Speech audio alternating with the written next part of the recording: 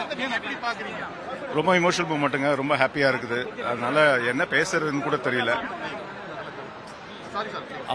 அவர் அங்க பேசும்போது நம்மளுக்கு கண்ணில் தண்ணி, நான் அழுதுகிட்டே இருந்தேன். யாராச்சும் கவனிச்சாங்களான்னு தெரியல.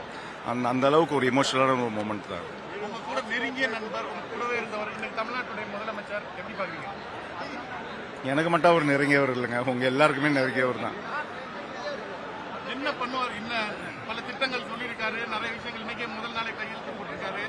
பல நெருக்கடிக்கு மத்தியில இன்னைக்கு வந்து முதலமைச்சர் அப்படின்னு அவரே சொன்னாரு. சூப்பரா எப்படி பாக்குறீங்க? சூப்பரா இருக்குங்க. இனிமே பாருங்க எல்லாமே சூப்பரா இருக்கும். அவரோட ஃபேமிலி மெம்பர்ஸ், மத்தவங்க, நீங்க ஃப்ரெண்ட் சர்க்கிள், நீங்க எப்படி அவரை செலிப்ரேட் பண்றீங்க? என்ன இருக்கு செலிப்ரேட்? எல்லாரும் தாங்க தமிழ்நாடே செலிப்ரேட் பண்ணுது. நம்ம என்னங்க தனியா செலிப்ரேட்? நீங்க தனியா பார்த்து பேசுனீங்களா ஆஃப்டர் எலெக்ஷன்? உங்ககிட்ட ஏதாவது இல்லங்க பார்க்க முடியல. பிஸியா இருந்தாரு, பார்க்க முடியல. நேத்து வரைக்குமே எல்லாமே கஷ்டத்துல தானே இருந்தோம்.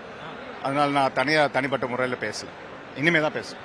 நண்பர்கள் எப்ப சந்திக்க போறீங்க? எப்ப முதலமைச்சருக்கு வாழ்த்து தெரிவிக்க போறீங்க? எல்லாம் ஒன்னாதாங்க நிக்கிறோம். இங்கதான் எல்லாரும் ஒன்னாதாங்க நிக்கிறோம். பேசுறேங்க அப்புறம்.